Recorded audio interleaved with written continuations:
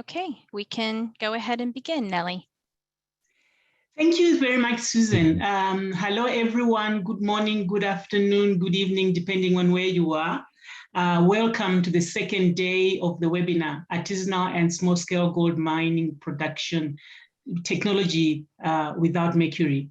I would like to give Rocio an opportunity to give you some instructions for interpretation before I begin with the program. Thank you. Thank you so much, Nelly. Good morning and good afternoon, everyone. We would like to remind you that the simultaneous interpretation function is now available at the bottom of your screen. If you cannot see it, please download the Zoom application. Thank you. Bonjour et bonsoir. Nous souhaitons vous rappeler que la traduction en français est disponible sur le panneau de configuration en bas de votre écran. S'il n'apparaît pas, veuillez télécharger et installer l'application Zoom. Merci. Buenos días y buenas tardes. Nos gustaría recordarles que la funcionalidad de interpretación simultánea está disponible en la parte de abajo de su pantalla. Si no la ven, por favor, descarguen la aplicación de Zoom. Muchas gracias. We would also like to remind you to please put your questions and comments in the Q&A section. You can also see it at the bottom of your screen because this is where the team will be looking at for the questions. So just please a reminder to put on the Q&A that you can see on the screen. Thank you very much. Back to you, Nelly. Thank you very much, Rocio. I hope you can all still hear me. And before I go into the actual program, I would like to just do a little disclaimer, if we may call it that politely. This webinar is really meant for information exchange, and that the participation of commercial entities in this event does not in any way represent endorsement by the Global Environmental Facility or the United Nations program or any of the event organizers. So yeah, no, thank you very much for listening to that particular part. Just so you know, I'm one of the really old people that has been around since the early days of the efforts to try and reduce emissions and releases of mercury from the artisanal small-scale gold mining sector. And then one of the things that I'm really happy to see is that we are now at the stage where we're beginning to make serious traction with a lot of interest and buy-in from different actors who understand the importance of reducing mercury from the artisanal small-scale gold mining sector. I think at the top of the efforts, we will all agree that the work that is being led by UNEP, including many key players and actors, which also resulted in the Minamata Convention on Mercury Pollution as a milestone, is one of those milestones within these efforts that we're all making towards reducing mercury from the ASGM sector. The Minamata Convention, of course, is directly linked to the planetGOLD program and the reason why we're all here today. And we will continue to engage and work at it to make sure that we achieve the results that we intended to. I'm very excited about the program that has been arranged for you, building on from yesterday. We will start off with voices from the field.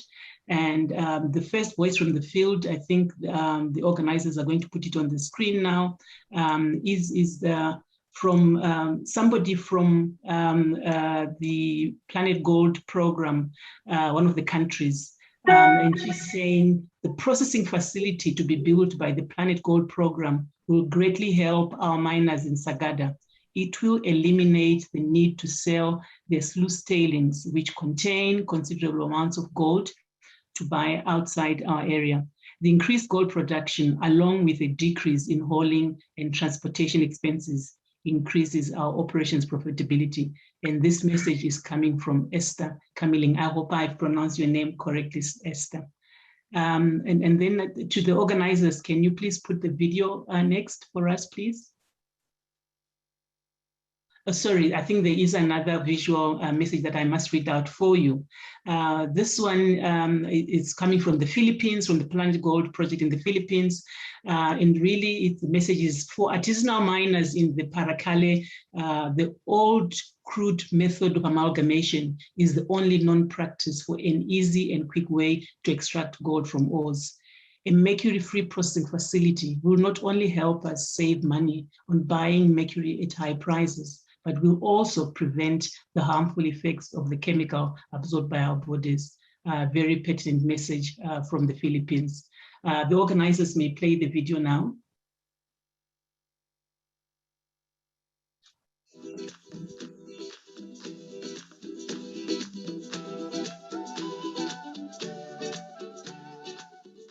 Sí, lo que conozco del mercurio, que es una sustancia química que va en contra de la salud del ser humano.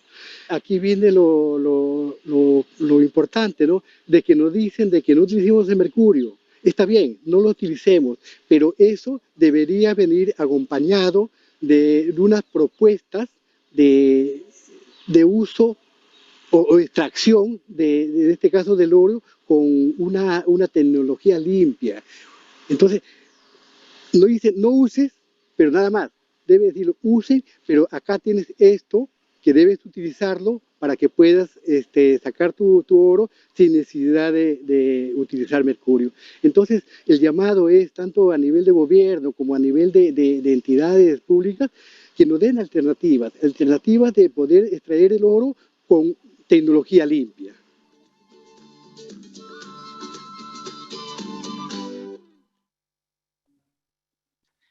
Thank you very much for that message. I hope it was informative to all of you. Now, before we actually go into our program where we'll have presentations and the panel discussion and Q&A sessions, I'd like to take this opportunity to mention work that we are currently doing at my university, the University of Witwatersrand in Johannesburg, in the School of Mining Engineering. We were very fortunate to receive a grant from the Natural Resources Defense Council. And this grant is permitting us to carry out research to evaluate mercury-free gold technologies.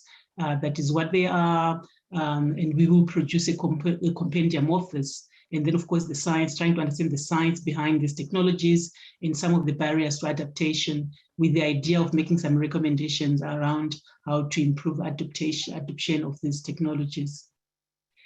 Our session is in two parts, and there will be presentations, as I said earlier, and followed by a Q&A and panel discussion. The first session will be on integrated and mobile approaches to gravity separation. And the second session will be on leaching and other technologies. Now, if I may then go into the first session. In the first session, we're going to have these presentations we have Marcelo Vega. Sorry, I'm confusing the two. First of all, we have Germán Maquinez. I've practiced his name. I hope I'm saying it correctly now, who is a technical specialist from planetGOLD Colombia project, who is going to present on technologies for mercury-free ASGM production in Colombia. Without a break, we will immediately proceed to our second presentation, which will be by Francois Dumont, who is the CEO of GoldFinX, and he will present the GFX presentation of the integrated system solution for ASGM gold extraction. Without further ado, if you can take the floor, please, Germán. And then immediately as you finish, Francois, you can also then just jump in before we go into the Q&A session. Thank you. Bien, muchas gracias, Nelly. Agradezco a todo el auditorio que esté acompañándonos el día de hoy. planetGOLD en Colombia desarrolla una actividad integral y hoy quiero presentarles un tema de tecnologías integradas para la eliminación de mercurio y sobre todo hablar un poco no solamente de producción de oro, sino de eliminación de mercurio. Bien, en Colombia básicamente hemos trabajado, miremos la siguiente diapositiva, con 3 propuestas tecnológicas, pero antes de esto, lo que hizo el proyecto básicamente fue identificar una línea base. ¿Qué es una línea base? Identificar primero el tipo de mineral con el que queríamos trabajar, con el que íbamos a encontrar en las regiones, y segundo, las necesidades de esos mineros. Cuando identificamos esto y pudimos hacer un balance de la cantidad de mercurio que estábamos usando en las regiones, entonces empezamos a escoger elementos que nos iban a permitir lograr un beneficio de oro sin el uso de mercurio. En Colombia trabajamos básicamente en 2 regiones, una en la zona norte, que integra a digamos, son depósitos de tipo aluvial, algunas minas de origen primario, con oro de origen primario de beta. Y en la zona azul, de igual manera, tenemos oro aluvial y también tenemos oro de origen primario proveniente de minas subterráneas. Bien, tenemos tres elementos que están aplicados a pequeños mineros, pero son pequeños mineros que tienen una capacidad, digamos, de procesamiento importante. También hemos encontrado soluciones para mineros, digamos, de subsistencia, pero en el caso de hoy vamos a hablar concretamente de pequeña minería. Entonces, aquí hay tres propuestas tecnológicas. Todas ellas están enfocadas con tienen tres focos. Primero, estas plantas están diseñadas para entrenar, para hacer ensayos pilotos y para hacer pequeñas producciones. ¿Por qué es importante hacer ensayos pilotos? Porque a partir del conocimiento del material podemos llevar soluciones móviles, ensayarlas en pequeña escala y posteriormente hacer construcciones que sean escalables a tamaños más grandes. Segundo, tienen que ser tecnologías que estén libres de mercurio, que sean fácilmente transportables, autónomas en términos de energía y que puedan ser escalables para que en el futuro año, en el próximo año, podamos hacer montajes más grandes a partir de esta experiencia. Y tercero y más importante que todo, esto tiene que estar soportado, todas estas construcciones y este desarrollo tienen que estar soportado en el conocimiento de los materiales y posteriormente, una vez funcionan las plantas, en el control técnico para que la producción de oro y la eliminación de mercurio sean efectivas. De manera que aquí tenemos a mano arriba, mano izquierda, tenemos un render de una planta que van a ver ahora en un video. Es una planta de beneficio de oro aluvial. A la derecha tenemos una planta integrada para procesar oro, digamos, de origen primario, oro de beta o oro diseminado. Lo encontramos en el sur del país, al igual que en la zona norte. Y en la parte de abajo hemos diseñado algo que se llama un laboratorio móvil metalúrgico.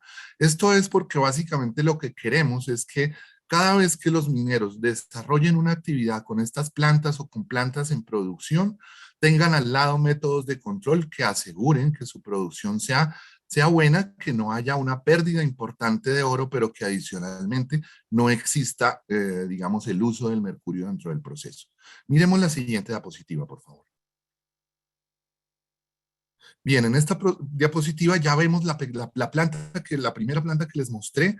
Tenemos ríos meándricos, como ustedes ven aquí, en donde las dificultades que se deben resolver básicamente son ríos en donde tenemos oro muy fino, tamaño arena, tamaño limo, incluso tamaño arcilla, en depósitos aluviales actuales y en terrazas aluviales antiguas.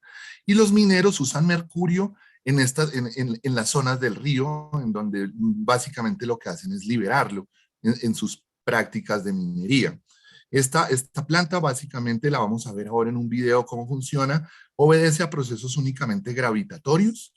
Hemos encontrado que incrementa la productividad en los procesos, y lo más interesante de esto es que en esta región del Cauca, del río Cauca, en donde trabajamos con esta planta, encontramos en la línea base que los mineros trabajaban con mercurio, y la relación de uso de mercurio y oro era básicamente 5 veces la cantidad de mercurio por cada vez que recogen un oro, es decir, 5 gramos de mercurio usado por cada gramo de oro utilizado, entre 5 y 10 básicamente.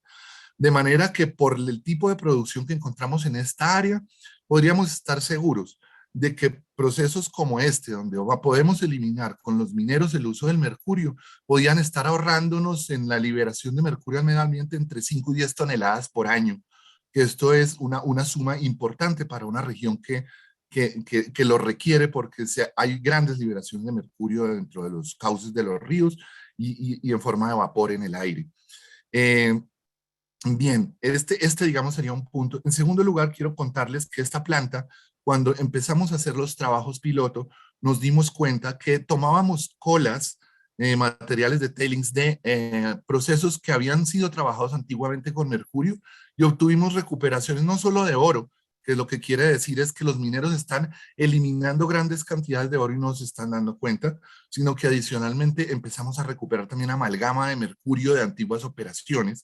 Y esto lo que quería decir es que nuestra planta, además de asegurar la recuperación del oro residual, está recuperando también amalgama con mercurio, Eso nos resultaba un dato muy interesante. Bien, miremos la siguiente. Esta es una planta integrada para recuperación de oro de beta. De ella no voy a hablar mucho, tenemos muchos ejemplos también con plantas como estas, en donde básicamente lo que tenemos integrado es un proceso de conminución del material y de separación gravimétrica a través de concentradores centrífugos, a través de mesas alemanas o mesas Whiffley y a través de canalones, en donde se pueden hacer ensayos y combinaciones dentro de la planta. Bien, mire, las dificultades para resolver en este caso, básicamente tenemos depósitos de oro primario, en donde se necesita conminución y concentración de proceso. Hay dificultad también en la recuperación del oro primario, pero sobre todo también los mineros utilizan mucho mercurio para recuperar el oro. En este caso, las relaciones de uso de mercurio son de 3 a 5 gramos de mercurio por cada gramo de oro recuperado. Bien, miremos la siguiente diapositiva, por favor. Por último, consideramos muy importante lograr que cada una de las operaciones donde estamos interviniendo tenga a su lado como un elemento de apoyo laboratorios móviles que puedan monitorear el proceso y asegurar la eficiencia del proceso y la producción limpia de mineral. Estos laboratorios incluyen técnicas de análisis y cuantificación de contenido de oro, granulometría del oro, procesos básicos de laboratorio para hacer prácticas por flotación, prácticas por cianuración, y son a partir de estos laboratorios en donde nosotros escogemos el tipo de proceso que debe ser ideal para el procesamiento del oro, que sabemos no es igual en todas partes y por lo tanto el beneficio del oro no puede ser aplicado de la misma manera en todas partes.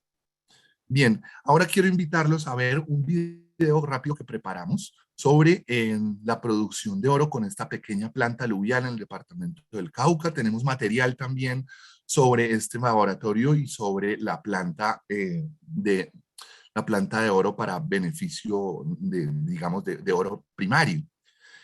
Por último, quiero contarles también que todo esto está enfocado en lograr que pequeños constructores locales sean capaces de hacer este tipo de elementos y podamos desarrollar tecnologías dentro del país guiadas por el proyecto y orientadas para resolver problemas de los mismos mineros. Miremos por favor el primer video y luego vamos a mirar un video sobre los mineros y sobre qué opiniones tienen acerca del trabajo que estamos realizando con ellos.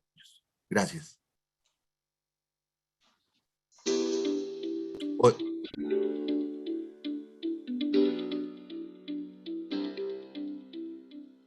El objetivo de plantas como estas es poder entrenar a los pequeños mineros en el uso de tecnologías limpias que eviten el mercurio. Se utilizan también plantas móviles porque podemos movilizarlas a cada uno de los sitios del territorio. Y esto permite que pequeños mineros de cualquier lugar de Colombia puedan entender, conocer y utilizar este tipo de tecnologías. Esta planta opera de la siguiente manera. Ella recibe material en una tolva primaria.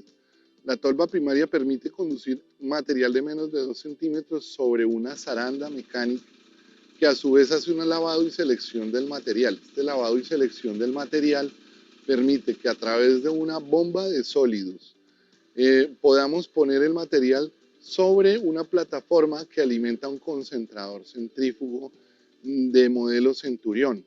Este concentrador centrífugo, gracias a la fuerza centrífuga de un tambor interno, permite hacer la separación de los materiales pesados, como la jagua y el oro, de los materiales ligeros, como la sílice y elementos líticos, que por su menor peso son eliminados a través de un canalón de tipo secundario, y también tendríamos la posibilidad de almacenar después de un proceso de lavado tanto la jagua como los minerales pesados dentro de un tanque que está separado de los elementos que no sirven en el proceso, como las colas. De esta manera podemos asegurar que la recuperación de oro dentro de la planta es una recuperación que permite obtener el mineral sin usar mercurio.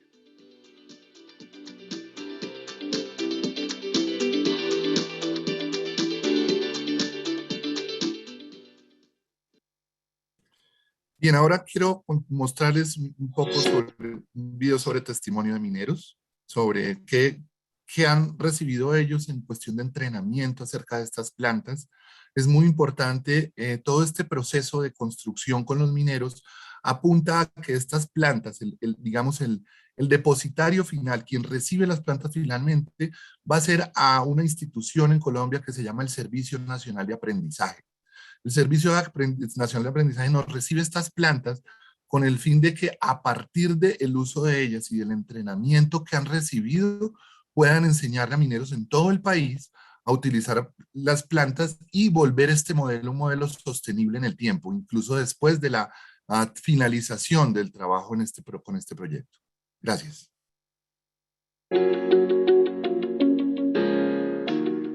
Cada día la gente va aprendiendo más y cada día se va integrando más personal que de pronto desconocen, porque sí, hay muchas personas que todavía desconocen qué produce el mercurio, por qué es perjudicial y todo. Entonces, a raíz de que haya más capacitaciones, la gente va acudiendo más. No encontrar como formas adecuadas para recuperar el oro hace que las personas trabajen con mercurio. Entonces es importante esta serie de proyectos donde nos permitan y nos den los espacios para capacitarnos, buscar alternativas de recuperación de oro, para nosotros poder evitar que se siga utilizando el mercurio y podamos conservar tanto nuestra vida, nuestra salud y la conservación del ambiente. Vamos a lograrlo, es poquito a poquito lo que vamos trabajando y todo, pero sabemos que en cualquier momentico logramos un objetivo de conocer mucho mejores herramientas para eliminar ese uso del mercurio. Hay demasiadas formas para hacerlo, hay demasiadas plantas para trabajar, otras herramientas. En esas herramientas es que nos vamos a enfocar. Y nosotros implementar de manera más severa las técnicas alternativas de poder sacar un oro limpio. De hecho, pues hay unos incentivos muy interesantes y eso sería muy importante para el tema de la comercialización. Empezar a abrirnos a unos nuevos conocimientos, a unas nuevas tecnologías y a unas nuevas formas de poder trabajar la minería de manera limpia, de manera ambiental, de manera sostenible. Colombia libre de mercurio.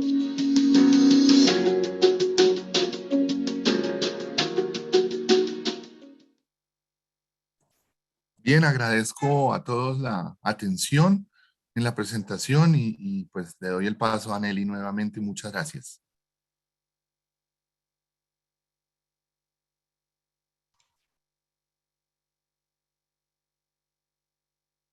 Thank you very much. We'll move on to our next presenter. If the organizer, please put his presentation up and you can take the floor. Thank you.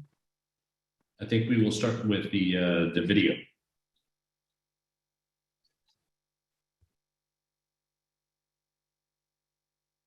One major concern that we had and was embedded into the core of the business model was finding a way to eradicate the uses of mercury. I'll invite you to Google the environmental impact, but also the human impact of this toxic chemical. But assuming that mercury is a problem, today, you could tell the gold miners to stop using this because it's bad for them, it's bad for the family, it's bad for the environment, it's bad for the world, essentially. But if you don't provide them with an alternative, they're going to go back to using what works for them. It's not optimal, but it works for them. And it's been working for decades and decades. So how we structured our business model and partnering with co-ops, obviously we forbid the uses of mercury, but we provide them with an alternative. We've created what we call a lab separator, which we'll detail a little bit more in a few minutes. But essentially, this lab separator provides an alternative to the uses of mercury. At the end of the day, the miner, instead of reaching out for his Coke or Pepsi bottle filled with mercury and put a couple of bottle cap into his pan to extract the loose flakes, then we ask them to bring the concentrate to this lab separator, which is installed in the village where that community lives and has been identified. Basically, they're coming in with the concentrate, and within an hour or so, they leave with either a little bag or a jar of the loose flakes. This is a change of culture, a change of doing business, but we have encapsulated that solution through the arm of our foundation called Heart to Mind in a sustainable project in such a way that we will build the first lab separator and install those in selected communities. And eventually we will select a co-op to basically take the ownership of that container.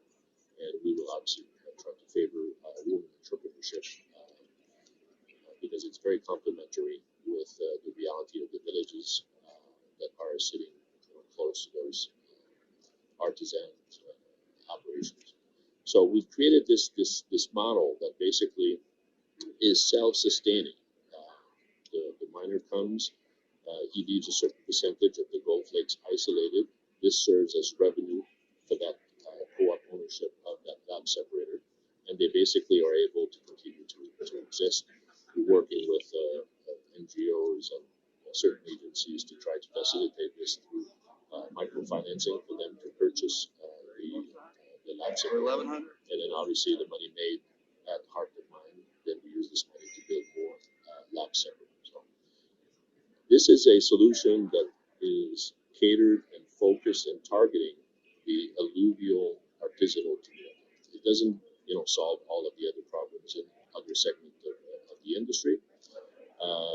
There's some, we're also making inroads into the hard rock artisan operations, and we're developing a series of offerings for that community. But the artisanal environment is such a humongous volume of the gold extractor, I guess, in the world, that there's plenty to do in that type of environment. So let's take a look at what this lab separator is, and then we will come back. As Francois explained in his introduction, our spotlight today is on the GFX integrated system solution for treating concentrates, which has taken the local moniker of the lab separator here in Ivory Coast.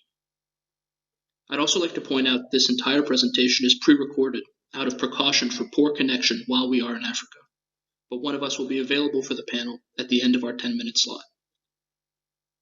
The system as it currently stands is being used for the purposes required by Goldfinex's business model.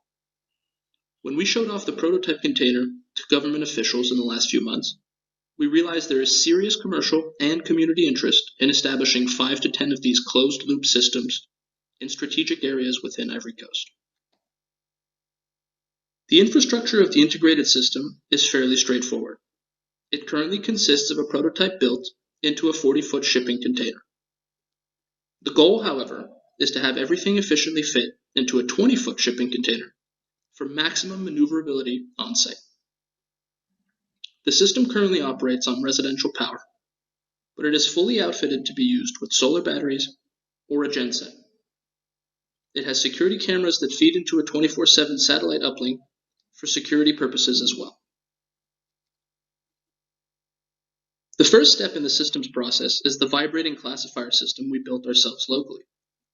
It can be used both wet or dry and serves as a crucial step into feeding the classified cons into the next part of the system.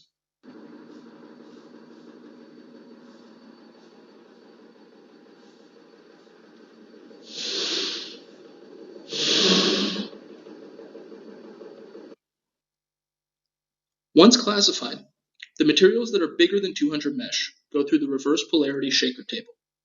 It's a reliable option for quickly isolating the ore from the classified concentrates.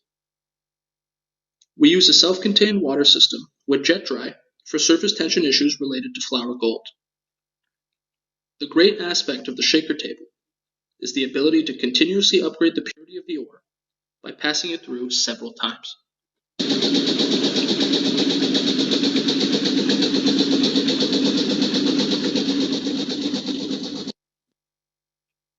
The other key piece of the integrated system is the centrifugal concentrator that runs on its own fully customized closed-loop water system. We run it in batch mode, and it doesn't take very long to isolate fine gold from concentrates of any quality.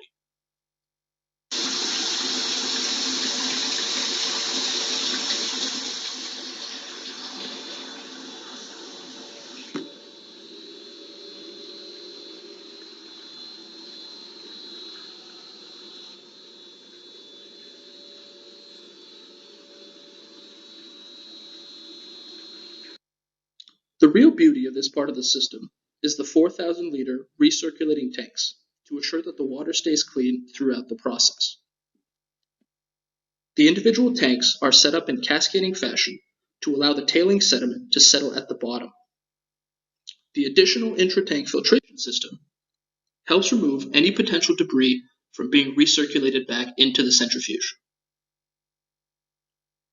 These pieces of equipment provide enough ore separation that we are usually able to process dozens of kilos of cons an hour that are ready to hit our smelting furnace once dried.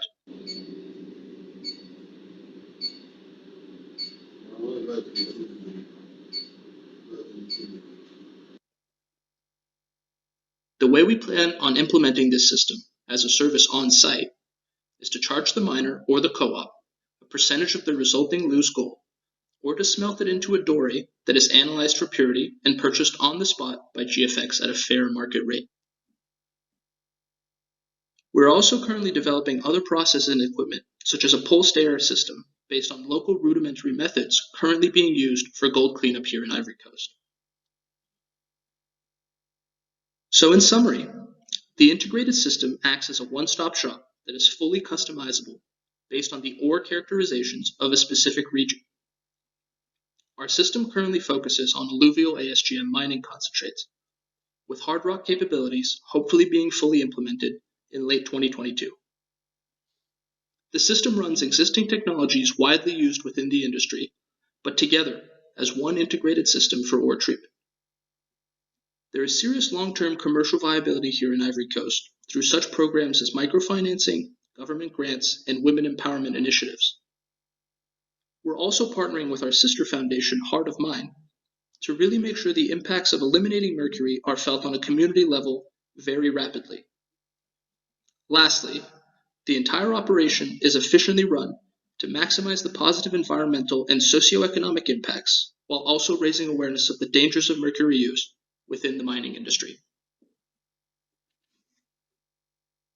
So if I could just leave you with, as a summary, there's two elements to this. First, GoldFinex is a funding platform.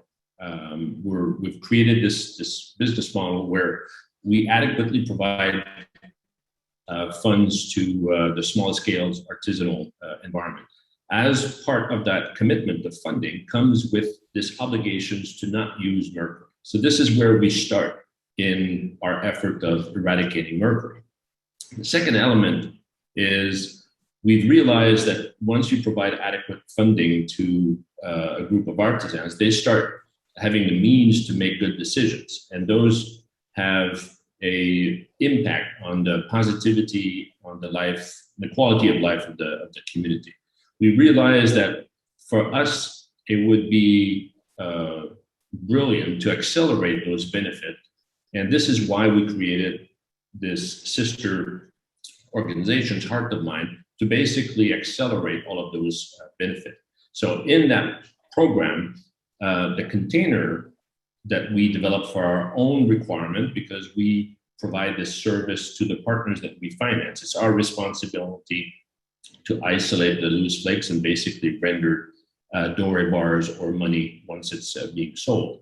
The benefit of this is encapsulated into Heart of Mine, and we are trying to put that into a social program here in Ivory Coast as a demonstration that could be a very well-established, sustainable program and self-sufficient commercially by providing this opportunity to local communities where we're currently using mercury, and it would be foreseeable that we could succeed in giving them an alternative to not use mercury. So GoldFinex, the funding, the financing entity, is basically using this lab separator for our own activities with the concept of eradicating the uses of mercury, but also our sister organizations, Heart of Mine, is trying to encapsulate that integrated system that would basically be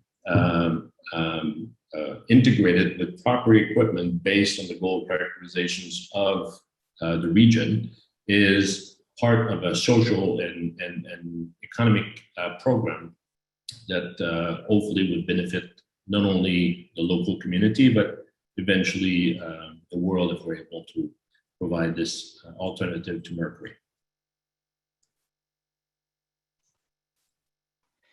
Thank you very much, Francois, and Heman, thank you very much for the great presentations.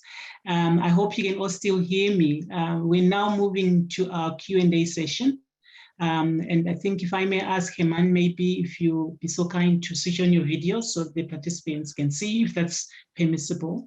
Thank you. So I think what I took from your guys' presentations is, oh, fantastic. Thank you, Heman.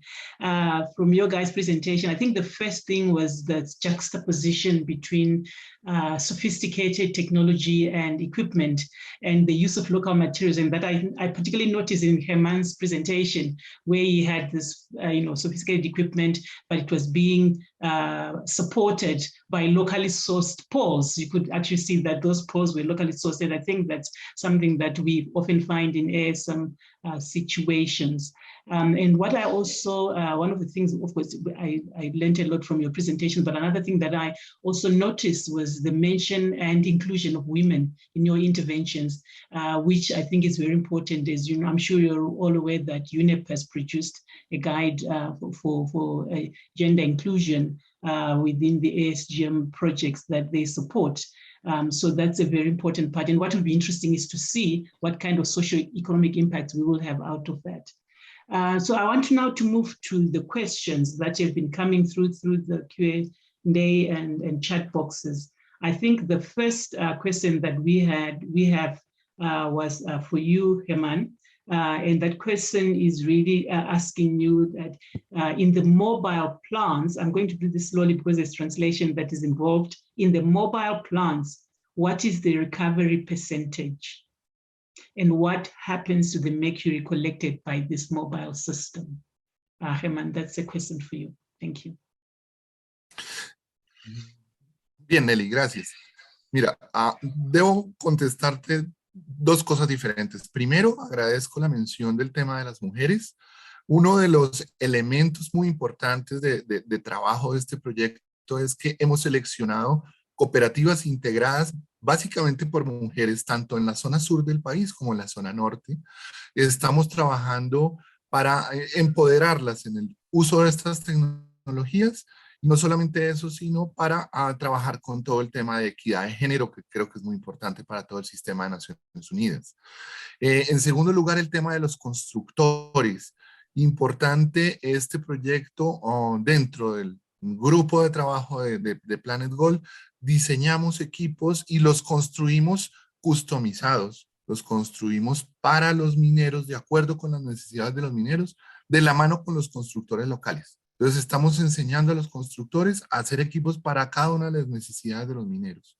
Ahora, pasando a las preguntas que me hacen con respecto a la recuperación. ¿Qué ha sido importante de esta planta?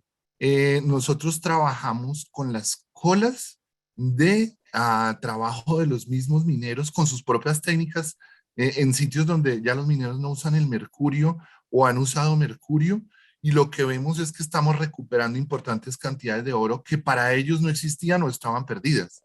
Entonces estamos hablando de recuperar un oro que se están eliminando, y eso implica una mejora en el porcentaje de recuperación final de la actividad.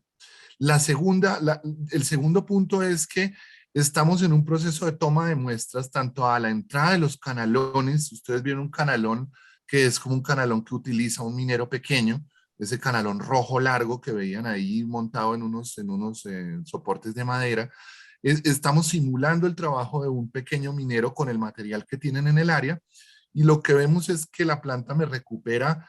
En cabeza tenemos una cantidad de material, en las colas, en los concentradores tenemos unos elementos, pero en este momento en laboratorio y con análisis de absorción atómica y análisis ICP, estamos haciendo los análisis de los porcentajes de oro recuperado, y próximamente vamos a tener la información de qué cantidad de oro se recupera.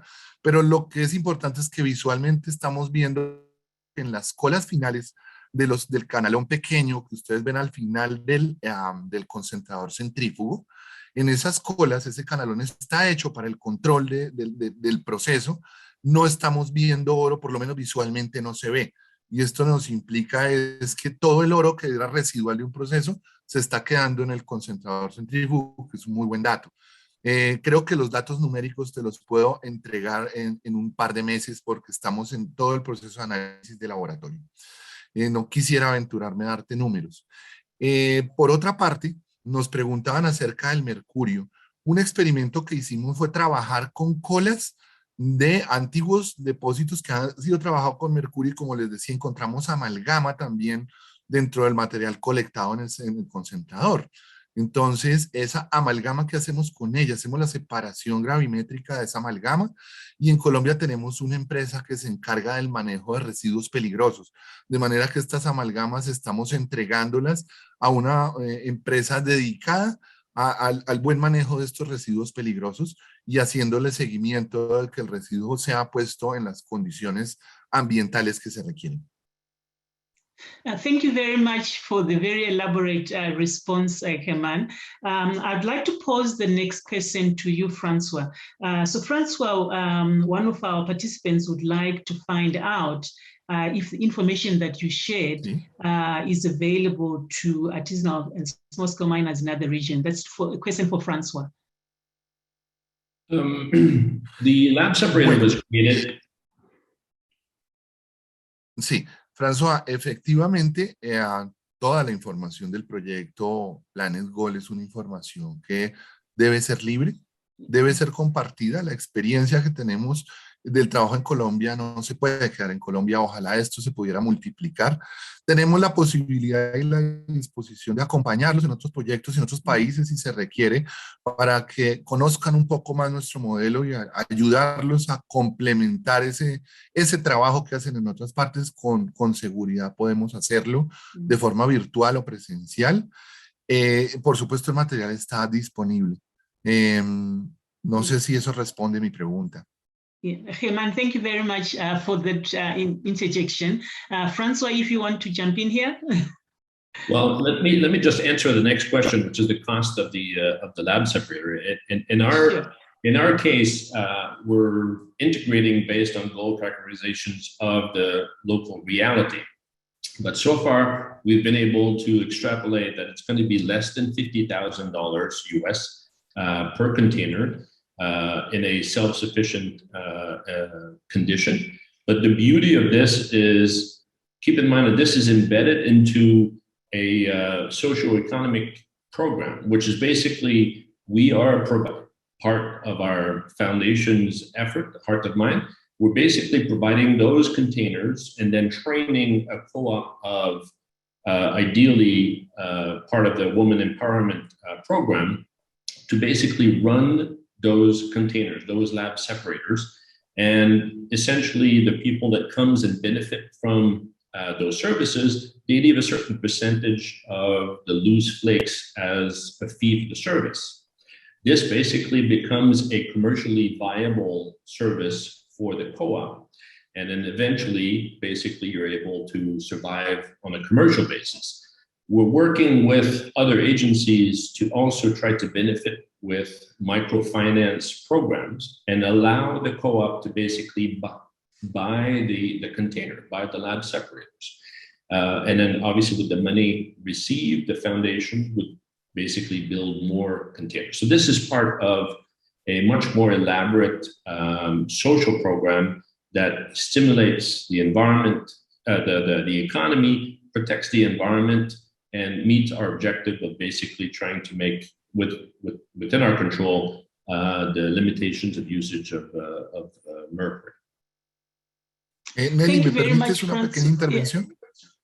If you can just hold on, Germán. I just want to lead on, Francois, to the part of the question was about gold, the gold recovery rate. Can you just comment a little bit on that before Germán comes in? Yeah, obviously, what every community might have a different reality for gold characterizations in their area. So we basically integrate based on that reality.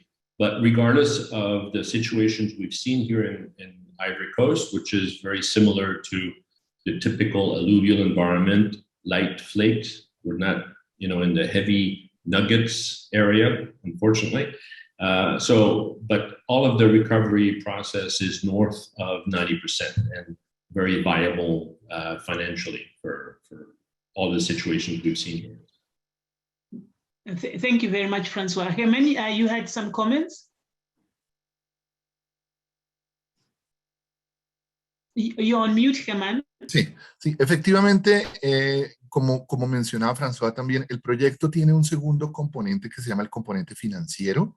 Este componente es un componente que está dirigido básicamente a construir líneas de crédito con corporaciones, con el sector financiero, en donde el mismo proyecto intervenga para que al sector financiero realice créditos a pequeños mineros que tienen necesidades. Y aquí estamos hablando de equipos que pueden ir desde los $3,000 o $4,000, los más pequeños para mineros de subsistencia, hasta de equipos como esta planta que puede estar del orden de los $30,000 a $40,000. Aquí quiero hacer un reconocimiento a nuestro compañero Manuel, que es la persona que está encargada del componente financiero y que asegura que este modelo sea sostenible después de que el proyecto finalice en un par de años a través de estas líneas de crédito y del entrenamiento a pequeños mineros que encuentran necesidades y que podemos responderlas a través de este tipo de iniciativas. Thank you very much, Herman. Because I'm not sure which questions in the chat box you have seen. There was a question earlier that was asking about the material that you give to the National Service of Learning, whether that is just for training or can miners actually benefit in terms of the gold that is actually, can they actually recover gold and benefit directly? This is for you. Bien, estas primeras plantas, que son plantas móviles, son plantas de pequeña producción o para ensayos piloto o para entrenamiento. Entonces lo que hemos pensado es que tratándose de unas pocas unidades, lo que vamos a hacer con ellas es hacerle una entrega de las mismas plantas al Servicio Nacional de Aprendizaje para que, aprovechando su capacidad de movilidad, puedan trasladarlas y llevarlas a diferentes regiones y replicar el ejemplo de, digamos, de desarrollo del proyecto en otros lugares. Es decir, esta planta es un multiplicador de conocimiento. En el área donde estamos trabajando hoy en día, que fue la del video, ya sabemos que el proceso funciona. Estamos construyendo un modelo económico y financiero para construir una planta equivalente a esta de un mayor tamaño y que obedezca a unas condiciones económicas viables para que los mineros continúen trabajando en ella en términos de producción, de pequeña producción minera. Es decir, las pequeñas plantas piloto son el trampolín o la rampa para la construcción de plantas industriales. Thank you very much, Herman. I think, Francois, I just want to give you half a minute for a final comment, if you may.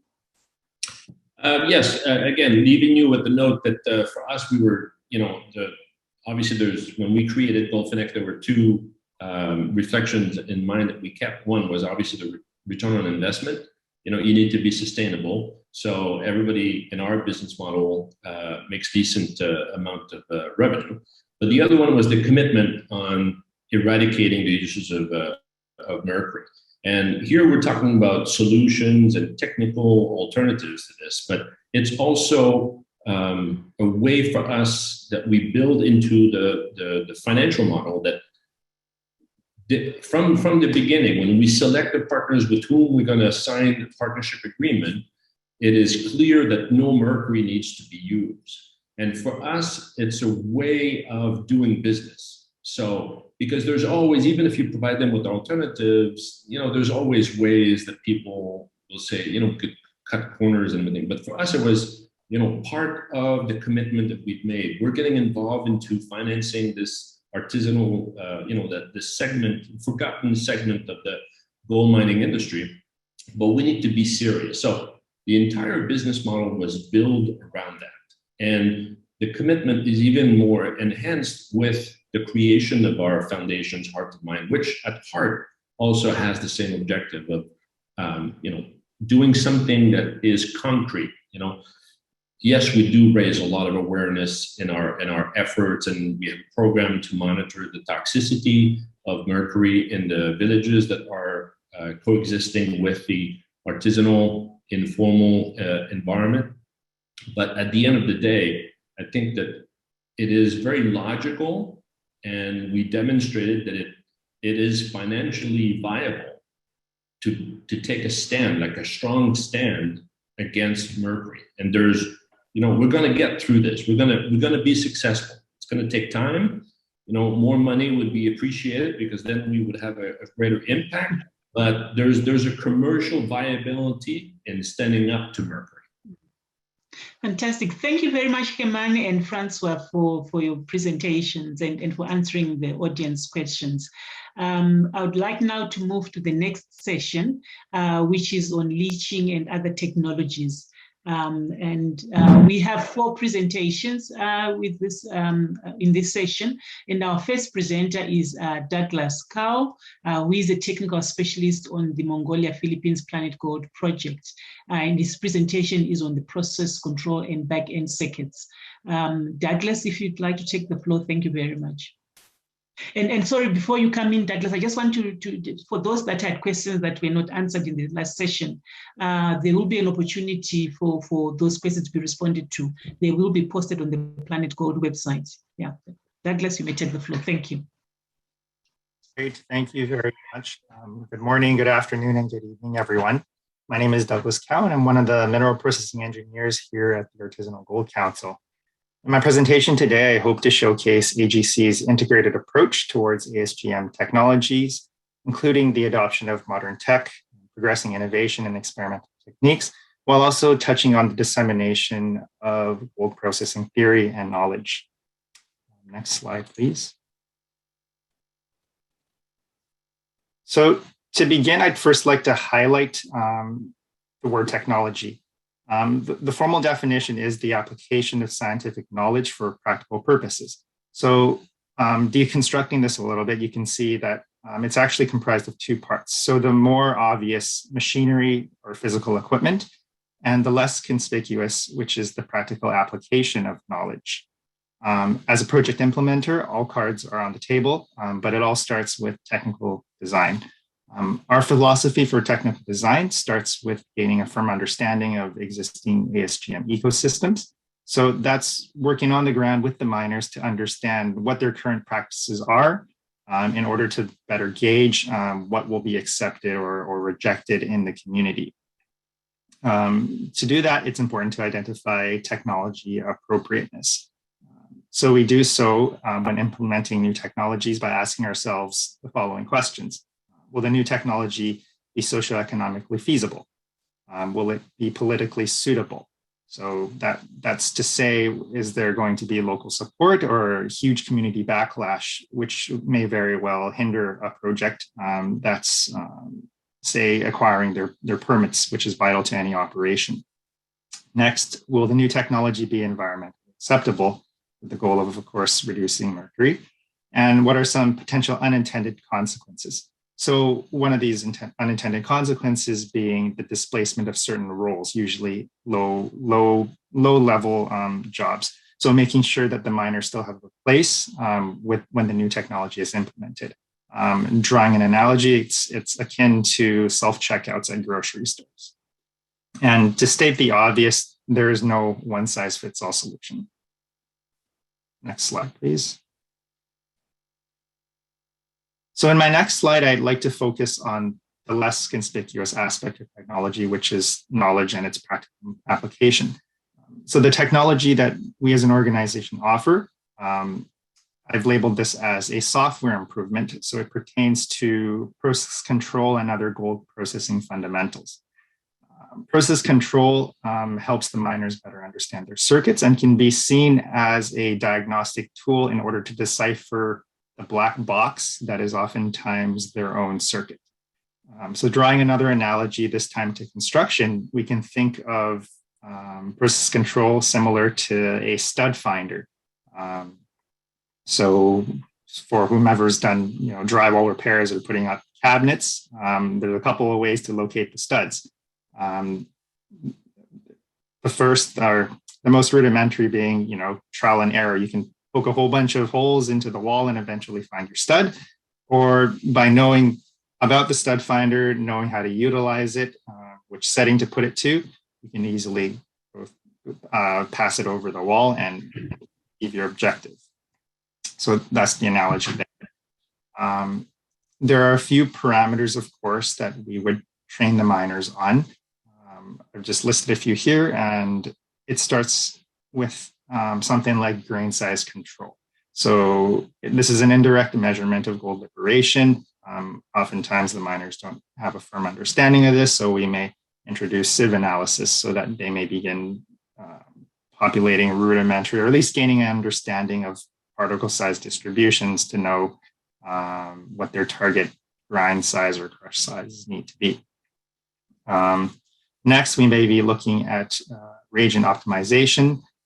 This deals with more further downstream, so pertaining to leaching. So things like dosage control. So why use more chemicals than you need? Oftentimes it's cheap insurance for the miners. They feel good that they're doing all that they can to extract the gold that's in their circuit, but they may not really know what's going on. So this is an opportunity to introduce cost savings. In terms of cyanidation, miners often know of the harmful impacts and dangers of hydrogen cyanide, but may not necessarily know the ideal conditions. So they end up overdosing and using way too much lime than they need to. So by introducing something as simple as litmus paper, or if you want to get fancy, a pH meter, you're able to maintain that safety while also reducing your costs and keeping the process effective. Next, we look at leaching kinetics. So this deals again with leaching processes. So if there's an opportunity anytime to reduce the amount of time it takes to extract your gold, you're thereby increasing the overall throughput. And last but not least, and arguably the most important, it's to disseminate the knowledge of assaying and mass balancing, which will allow miners to create baselines in comparing their own processes day to day, and as well to compare recoveries of their existing circuit and any new technologies that you hope to introduce. Through our work, we've realized there's no real shortcut to process control implementation. What's really needed for effective change is to have a qualified person on the ground to spend time with the miners and able to, in order to accurately assess the situation by working hand in hand with them to create viable solutions. The great thing here is with minimal change to existing processes and just this newfound knowledge, you can see anywhere improvements anywhere from 10 to 20% or more. Next slide, please. So now I'm going to go back to the traditional and conventional hardware technologies, which is mostly what's been discussed in the seminar so far. As an implementing agency, many options are considered, a few of which are listed in that table there. So we have gravimetric options, we have leaching options, and we also have physical separation options. I'll be highlighting a couple later on, but the key here, again, is to ask, or again, to revisit the fact that gravimetric tailings are really intermediate tailings that may still contain tremendous value. There may be upwards of 30 to 50% gold, depending on what's coming in on the front end. So although mercury is related to gravity concentrates, it's important to ask what happens to the gravimetric tailings, which will be dealt with using other methods. Next slide, please. So one of the methods that we've been exploring and developing here at the Artisanal Gold Council is called the amino acid assisted leaching. Amino acid has been found to be a great substitute for cyanide in that it's environmentally benign. Not to be mistaken, there's still cyanide that is used, but we're seeing reductions of upwards of 75% of cyanide. And in terms of adoption, this is really a substitute rather than a complete overhaul or transformation, which makes it easy for the miners to integrate, as there's minimal change to the miners' operations. In reducing the amount of cyanide to be handled, there's overall better workplace safety, and the tailings, of course, are now much less toxic, which is beneficial to the environment and the surrounding communities.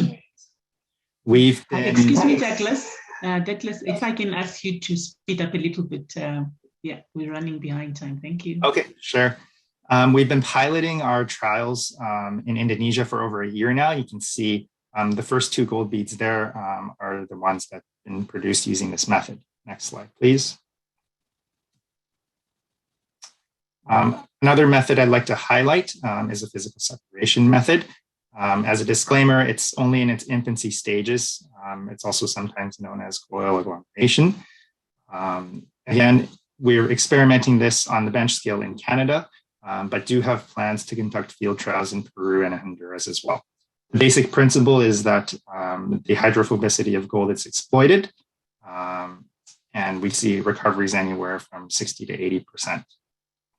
Next slide, please. So this is my last slide. In summary, I just want to revisit AGC's integrated approach towards technologies, in there being a knowledge-based component and equipment-based component in order to move miners away from mercury use. We do recognize that there are still existing gaps, so much more training is needed to capacitate miners so that they become fully autonomous. But the overall feedback has been overwhelmingly positive, and the miners have shown receptivity so long as there are no toxic chemicals that are used. So to them, that's mostly mercury and cyanide.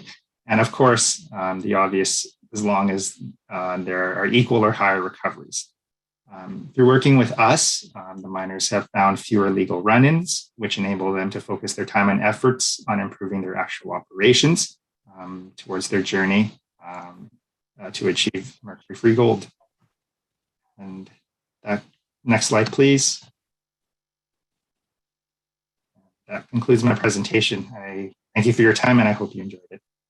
Oh, fantastic. Thank you, Douglas, for a fantastic presentation, sharing your thoughts on the importance of process optimization. I'll move on quickly to our next presenter, who is Tom Boston from CycleDex. Tom, would you like to take the floor? Thank you.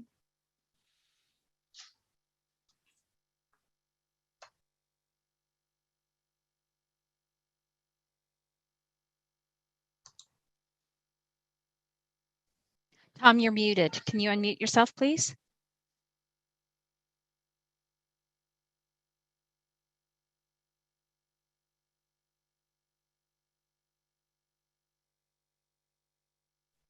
Hello, Tom. Can you hear us? I think you're on mute.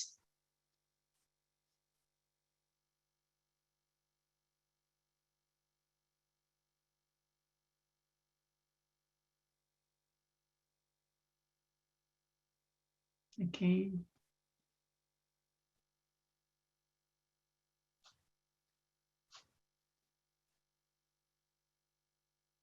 I wonder if we can send a message in the chat box to Tom just to check about his connectivity.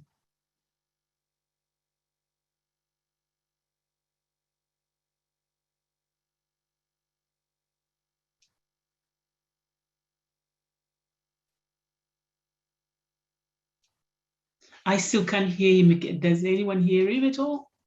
No, but let me get in touch with him, and maybe we can proceed to we can fast forward through this presentation to the next and come back to Tom. Is that okay? Okay. Let me check with Christina. Christina, are you available to go into presentation? I know we're putting you on the spot here. Yes, no, that's fine. I'm ready. Oh, fantastic. Thank you very much. You may take the floor.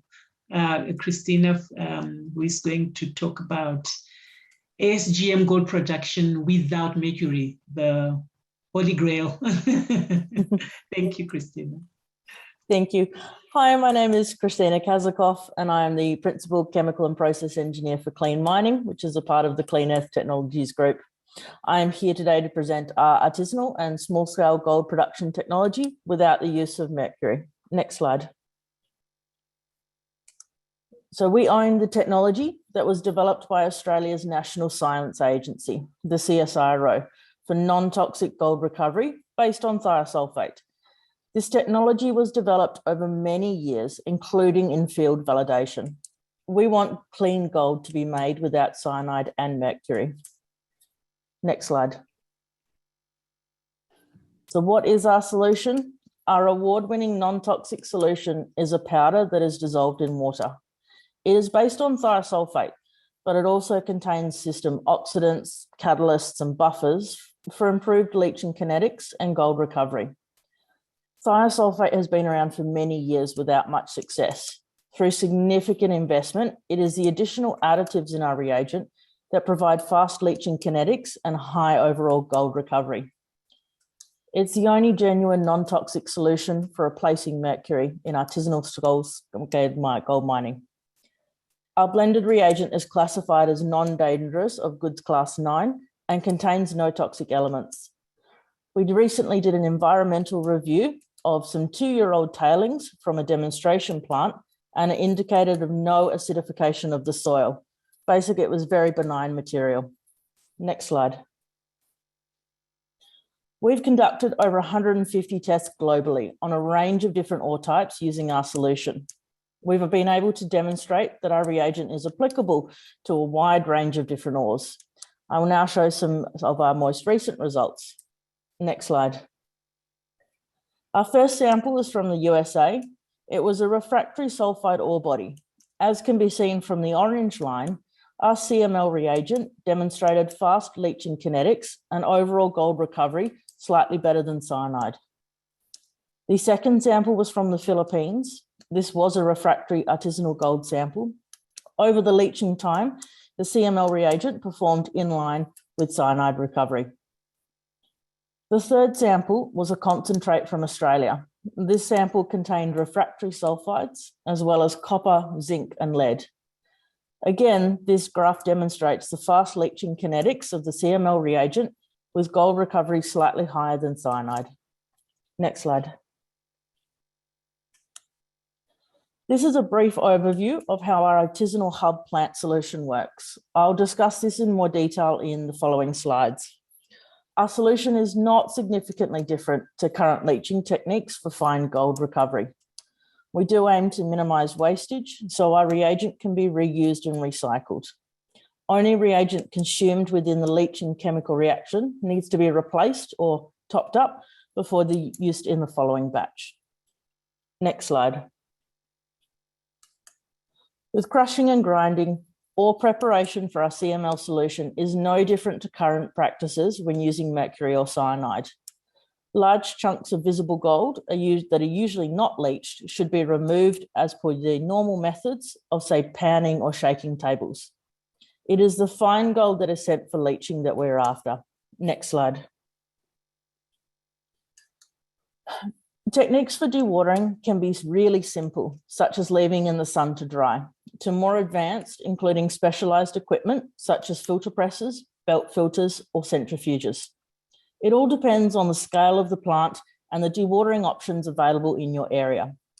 This is important to have dry ore for the leaching step, so we don't dilute the reagent as we recycle and reuse leftover reagent from the previous batch. Next slide. Reagent mixing simply involves dissolving our CML reagent, which is in a powder form, into water that is usually used as processing. It does not need to be of drinking water quality. Next slide. Batch leaching simply involves putting the ore, reagent solution, and resin beads in a vessel and providing agitation over a period of time. This is to ensure for sufficient mixing of the reagent and the gold within the ore. This step can be in continuous stirred tanks or even in barrels. The gold is leached into solution upon contact with our reagent solution. The resin beads are used to absorb the dissolved gold for later recovery. Next slide. There are 2 steps of screening needed in our process. The first is a coarse screening to collect the resin. The resin is used for gold recovery in the following step. The solution is then filtered from the ore. The purpose of recovering the solution is to allow it to be reused in the next leaching batch, and this minimizes wastage and lowers costs. The recovered solution is simply topped up with additional CML reagent powder and used for the next leaching batch. The dry solids containing no more gold are tailings and can be disposed of. Next slide. The gold recovery from the resin process is very simple and done at atmospheric temperature and pressure.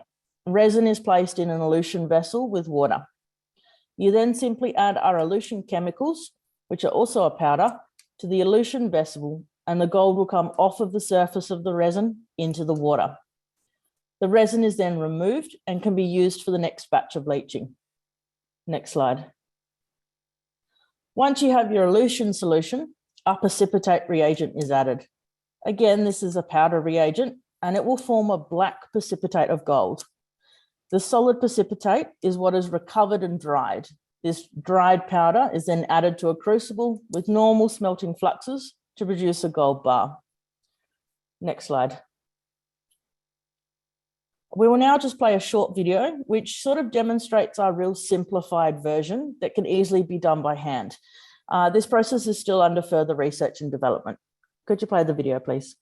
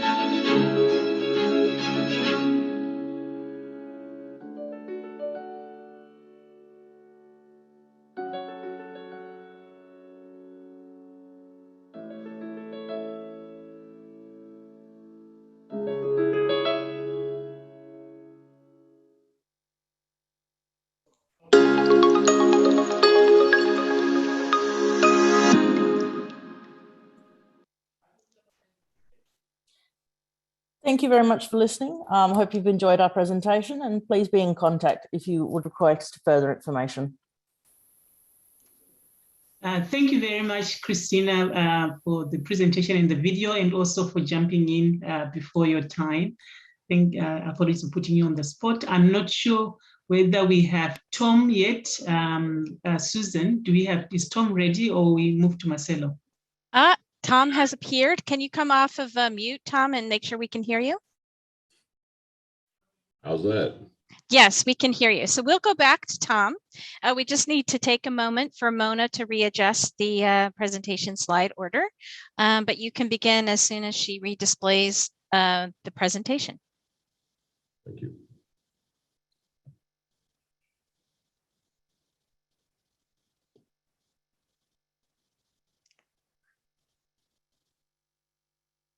Okay, I think we're ready for you. Thank you. Thank you, Susan. Tom, you can please go ahead and make your presentation. Thank you. Thank you.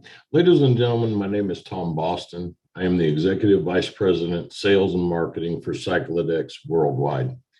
Cyclodex was formed in 2014 by Roger Petterman and Fraser Stoddard, based on Sir Fraser Stoddard's Nobel Prize winning chemistry. Roger and Sir Fraser go back many years. Roger was one of Sir Fraser's first PhD students. Roger is an organic chemist by trade, having focused on the pharmaceutical manufacturing industry, and has been involved in 4 startup technology companies and 2 successful public offerings on the New York and London markets, with successful exits. My career has been focused on the entrepreneurial side, having raced professionally in NASCAR and responsible for pulling the team together and obtaining sponsors and running the organization, as well as driving. I was involved in the design of a mechanical solar-powered mosquito machine designed for use with non-toxic chemicals before moving into gold mining. Joining the Cyclodex team, Dale Arnold is a chemical engineer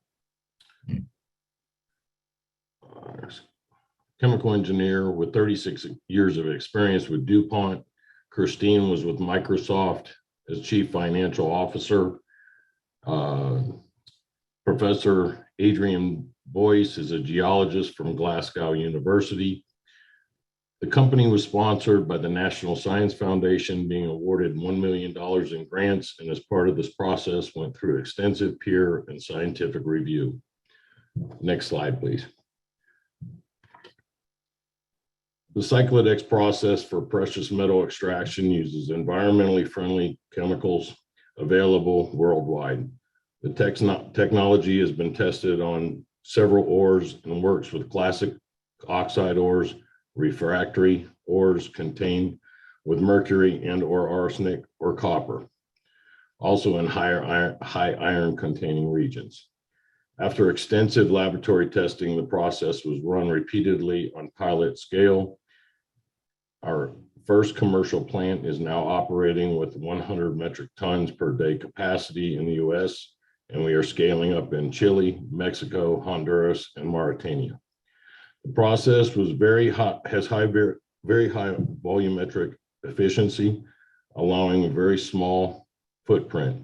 The carbon footprint is also very low, as there is no need for tailings ponds, elevated temperatures, pressure, or anything similar. The process is simple to operate through although chemically complex, and we have made the unit operations very simple with the artisanal miner in mind. It's typically run in a vat system, but heap leaching is used in lower grade materials. We can supply the leach or lixiviant pre-mix so that the miner has add 2 liquids together and stir. And we have a large $5 billion company committed to provide the distribution.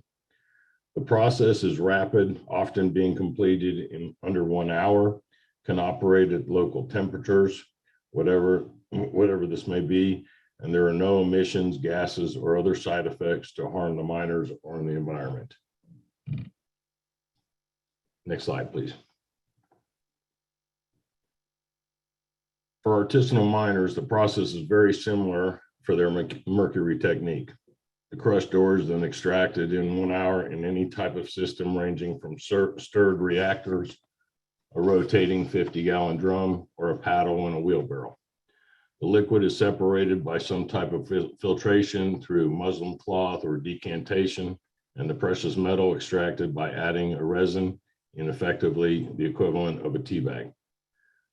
The liquid is recycled and used again, and gold and silver can either be sold on the resin or simply burnt at relatively low temperatures.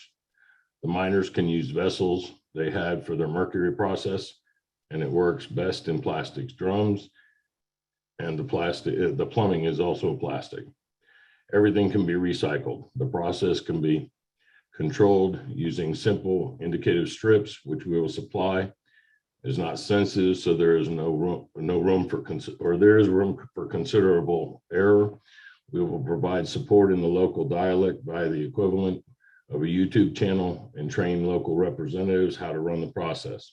The miners can reprocess some old tailings that they used mercury but had poor yields, as typical yields are in the 90% range. Alternatively, we plan to use cartridges similar to what is used in water purification and pay for the precious metal and give the miner back a fresh cartridge together with their cash for the gold. Next slide, please. Any water can be used with the seawater or contaminated water, and the process only loses water absorbed to the tailings. The process can be operated with either very small electric pumps or by hand without any electricity. There is no waste, as the water or leach and lixiviant is continuously recycled, and the tailings can be used for roads or construction. The scale can vary from a centralized processing plant, which Cyclodex will build worldwide. Alternatively, small operations with which any artisanal miner can operate, which would include an old bathtub, a 50-gallon plastic drum, or anything which will hold liquid and be stirred mechanically or by hand. Next slide, please. We have launched a community mining initiative where Cyclodex, together with NGOs or government organizations, will set up centralized processing where the miners can bring their ore and be paid on the spot based on laboratory analysis, which the miners will see at the plants.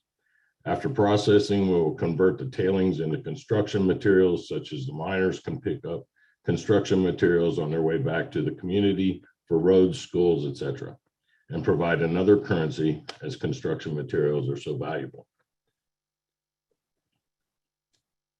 Next slide, please. In summary, the Cyclodex process is now ready for dissemination into key areas, and Cyclodex is delighted to have the support and backing of multi-billion-dollar companies, including Cyanco, who is the largest supplier of cyanide in the world, but see this as a way of solving mercury in mining. I'd like to thank you for your time and for the planetGOLD opportunity to present to you, and I would be delighted to answer any questions. Tom, thank you very much. Apologies for the glitch earlier on with your presentation. I would like us now to move to our next presenter, who actually I think needs no introduction.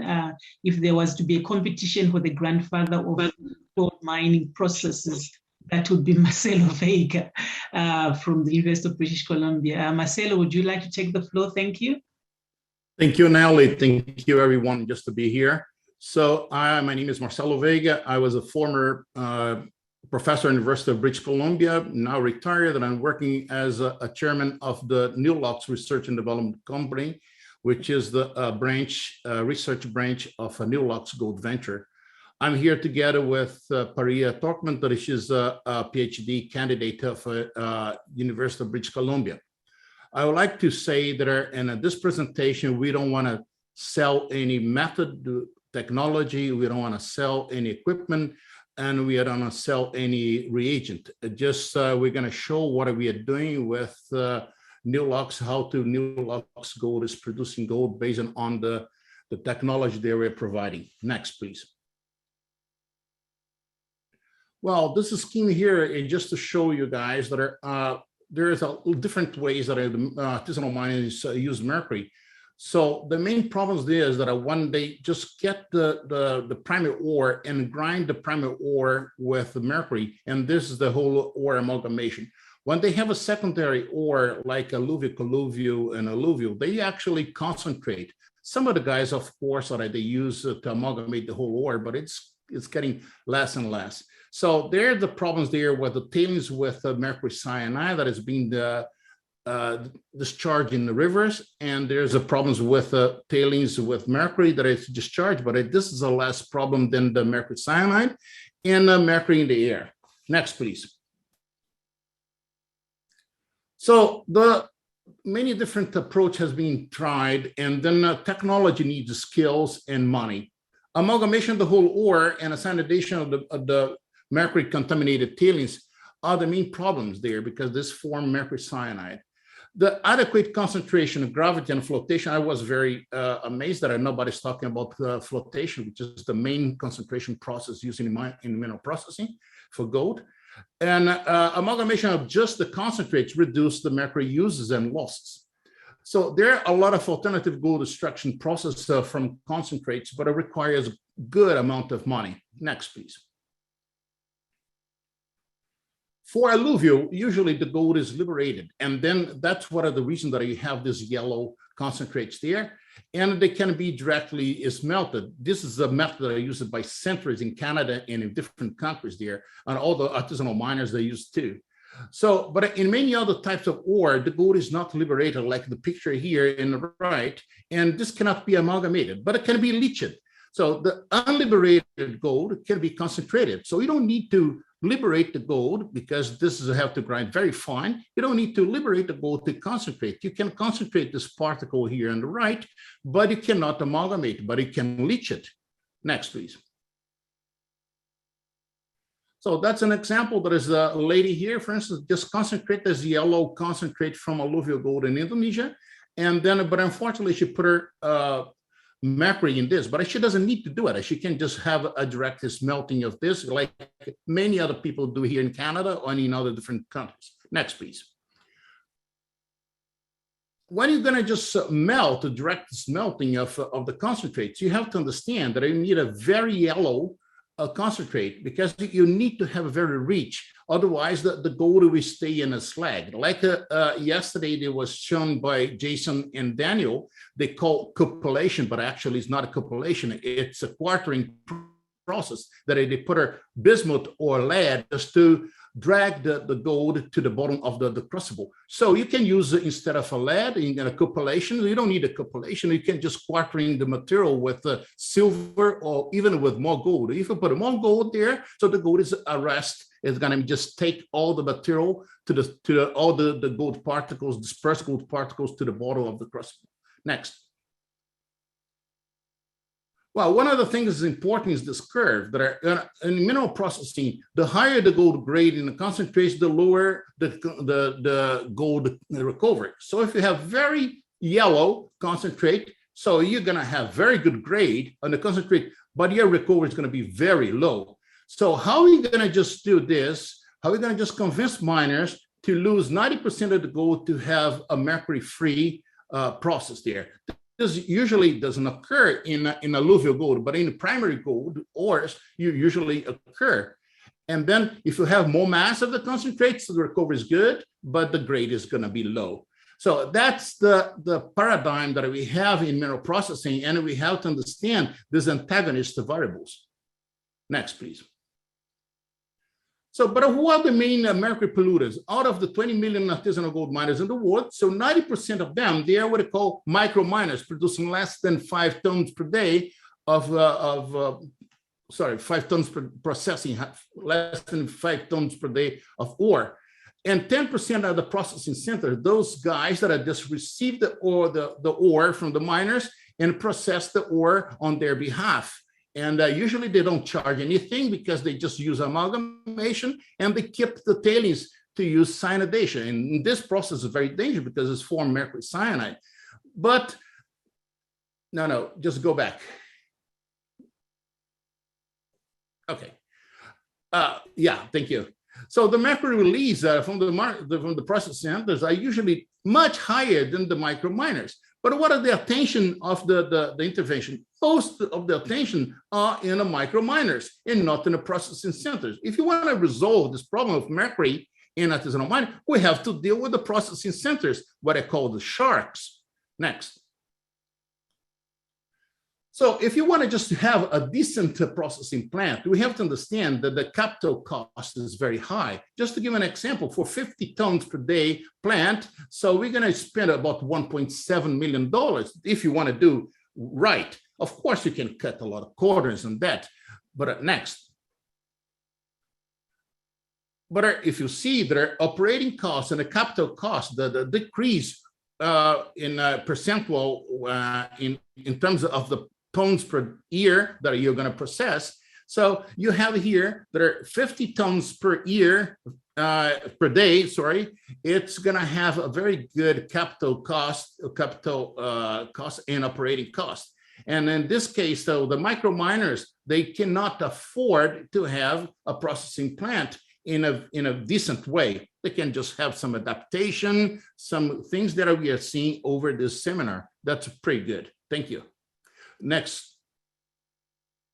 So what is the processing? What is the future of the processing centers? We have to change them or to eliminate them. How? It's transforming these centers into real processing companies and to coexist with artisanal gold miners. So they should buy the ores from the miners and stop exploiting them using amalgamation to extract the easy gold and retaining the rich tailings to be leached with cyanide. Pay a fair price for the gold in the ore. That's what they have to do. Next. So the processing companies that just provide also the assistance to artisanal miners, we are seeing this in different countries. There's no investment operating cost like Tom just described it a few minutes ago. There's no operating cost. They just buy the ore and the miners receive more money for the gold they have in the ore than they use amalgamation. There's no mercury or cyanide in the hands of the miners. Miners do not need to obtain environmental permits for that. Next, please.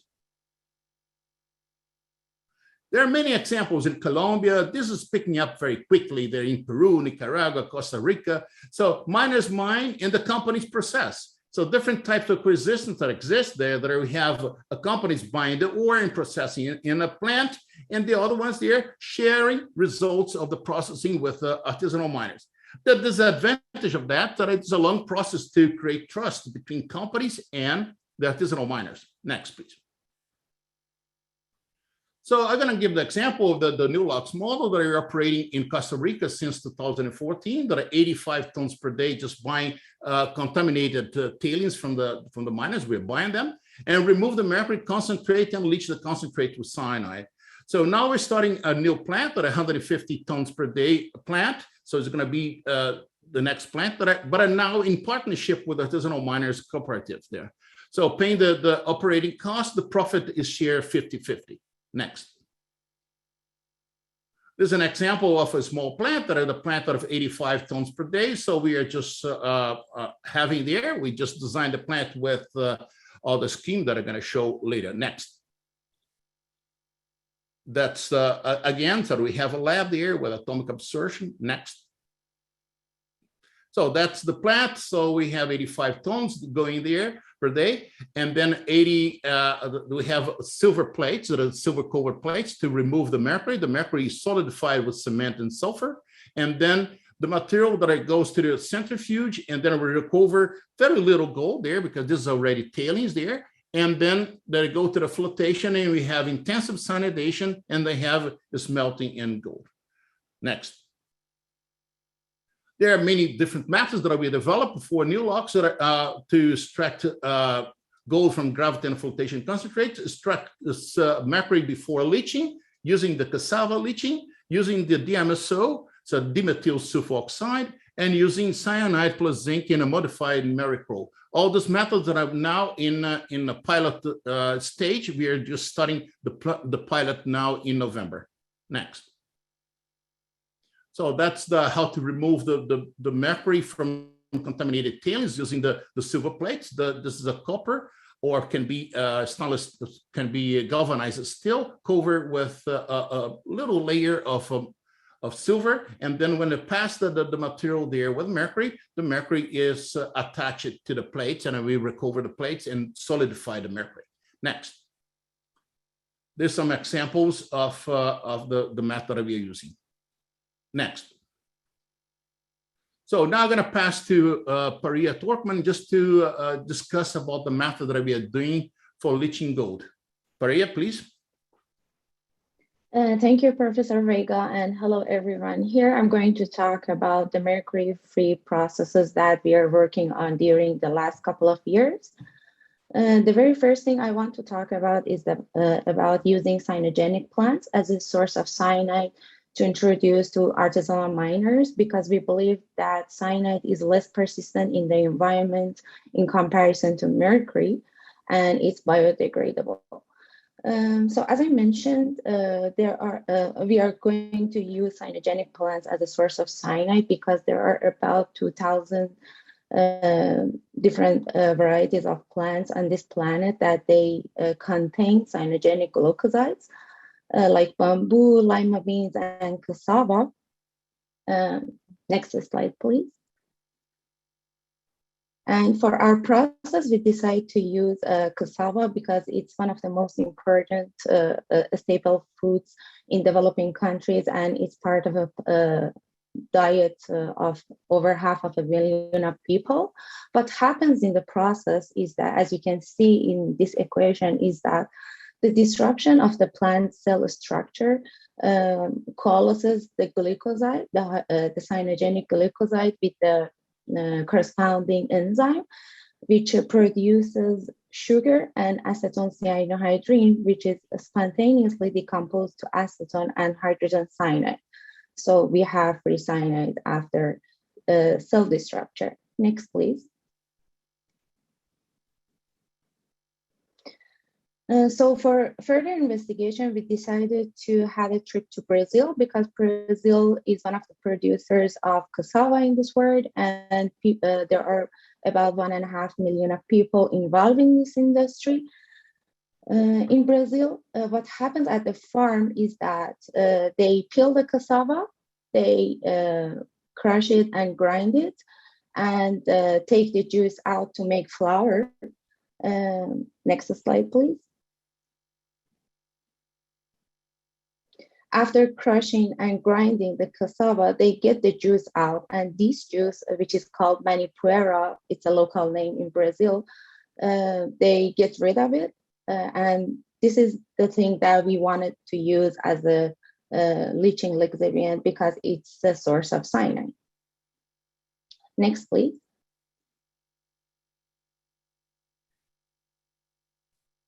So we used our manipuera in the University of British Columbia lab for leaching the gold ore we have, and luckily we get about 50 to 60% of gold extraction in 24 hours. And in comparison to pure cyanide and also mercury, our results are very promising. I have to mention here that the cassava we got has about 267 milligrams per liter of free cyanide, but we are still looking for cassava varieties with higher cyanogenic glucosides. So we will have a trip to Colombia for finding new cassavas. Next, please. Another technology we are working on is using DMSO, which is a non-aqueous procedure, and it's an organic solvent which is mostly used in chemical industries such as pharmaceutical products, cosmetic products. And in this project, we are working in collaboration with the chemical department of Chiba University in Japan. This process is based on the salvation potential of copper. What happens is that copper working as an oxidizing agent and distract the gold from the ore. So when the gold dissolved in the DMSO, we can precipitate the gold with a very simple process of adding acidic water or vinegar or lime juice. Very easy, and no need of activated carbon, so which is less costly. And also another advantage of this process is that DMSO is recyclable. We are still looking into recycling process, but it happened in the lab and it's recyclable. The only issue we have in this process is that there are not many suppliers of DMSO for now. Next slide, please. To share our results from a lab procedure with DMSO, as you can see, we could get over 90% of gold extraction in 2 hours at a temperature of 40 degrees. And we are going to have a pilot test in next month in Costa Rica. Next slide, please. Also, to make Mercury process much easier for artisanal miners, we decided to look into this one as well. And we tried to eliminate the filtration and vacuum phase to get rid of the oxygen we need. So to give you the brief details about what we have done in the lab is that we leach the ore with cyanide or cassava for 24 hours, and then we add a bag of zinc with penetratable fabric to the solution and just agitate it slowly. The results we got is about over 99% of gold recovery on the zinc shavings in average of 2 hours, which is very promising, and we are using it in the New Lux plant, mining plant as well. Also about the cassava procedure we were working on, we have detailed information about it in the paper we have published this summer. Next slide. To have a brief conclusion is that it's a long way to eliminate mercury from artisanal gold miners. It's not a like consistent solution for every occasion and every process and every ore, but we are putting all our effort to make practical, easy, and less costly procedure for artisanal miners to help them willingly stop using mercury. Thank you very much. I think next slide. Thank you very much for your time and attention. And we are more than happy to answer your questions if you have any. Thank you. Oh, thank you very much, Priya, and thank you, Marcelo, also for both your presentation.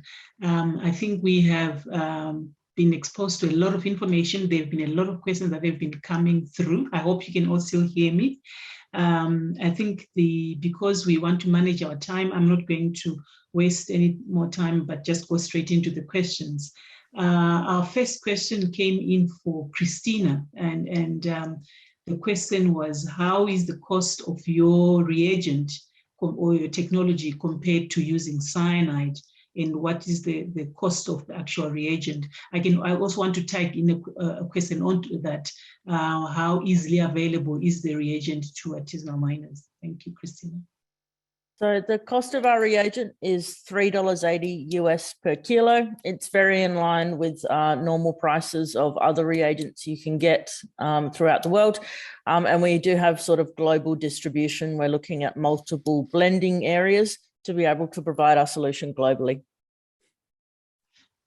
Thank you, Christina. Our next question is to Douglas. The participant would like to know if there are any examples of successful use of amino acid for leaching. Douglas, are you still there? Yes, so as explained already, we have successful pilots facilities in Indonesia, 3 sites in total, with varying degrees of adoption. And we do have plans to adopt this also for our next project in Philippines once we acquire the proper permitting. Oh, thank you very much, Douglas. I'd like to pose the next question to Tom. Tom from Cyclodex. One participant would like to know the fate of mercury when processing mercury-contaminated tailings. Could you perhaps comment on that? Sure, we've had proprietary resins that extract the mercury out of the solutions, out of the leach. So we can process contaminated tailings. We can process different types of ore across the board and extract several different commodities. We can take out mercury, we can take out iron, we can take out silver across the board. Okay. And I think linked to that question, it was another question, Tom, for you about whether your reagent dissolves mercury and whether it affects elution. Yes, it does. We put everything into solution, and everything is reclaimed. Mm-hmm. Okay, no, thank you very much for that, Tom. I think this question was also being posed to Marcelo about, I don't know if you want to add some more, because your presentation, Marcelo, was very broad in terms of touching on many different technologies and some of the issues. So maybe if you can comment on that, as well as the fate of mercury when processing contaminated tailings. Marcelo? Well, I'm amazed at how much work. Yes, I think we have a cross communication. You can finish your thoughts, Tom, and then we can move to Marcelo. Oh, I'm sorry. Go ahead, Marcelo. I'm sorry.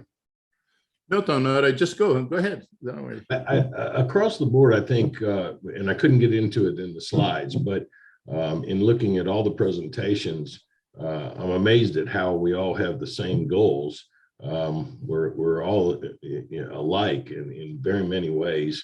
The issue that I see that we could all join together to combat the mercury usage is, and I couldn't get into this in the slides, but having a central processing plant and taking all the work out of the artisanal miners just to bring the ore and purchase the ore. Let the processing companies process the ore and let the artisanal miners just do their job at getting ore, rather than the crushing, rather than processing. Many of our the gravitational circuits, the artisanal miners do a lot of work, and they have very low grades. I see if we put a processing plant together, and a lot of us could work together, we would give more money to the artisanal miners with less work, and just purchase and take that responsibility out of their hands. Thank you, Tom. Marcelo, do you want to come in here? Sure. I think that a very good point that Tom said today, and it's very interesting. That is the same model that we are seeing in developing different places that are just to take the mercury out of the hands of the artisanal miners. So, but in the case that we asked me, what are the fate of the mercury in the tailings? So there are two ways that are to do it. One of the way is just to remove the mercury with the plates beforehand, before processing with any kind of reagent. So this method that we try different ways there, but in the different projects there that we try with the flotation, we try with a gravity concentration. They are not as efficient and as cheap as the super plates. And the second method is just to precipitate the mercury when it's in a cyanide with a diethyl carbamate or even with a sodium sulfide. This method is being used in Colombia in some companies there, and we're introducing this widely there just to reduce the amount of mercury cyanide that's going to be formed into the cyanide solution. But it's better to remove first because you don't consume reagent, you know. Yeah. Thank you very much, Marcelo. I think of the questions that have come through the chat, the last one is to Christina before I open for more discussion. Christina, do you think your method is applicable to ASGM in the Amazon, which takes place adjacent to water bodies? Do you know of any studies that, are there any studies that you've made on the impacts on biodiversity and others? Christina?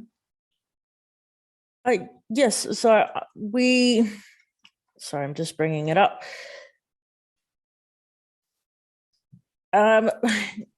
we don't see a problem with the reagent being used anywhere near 2 bodies of water.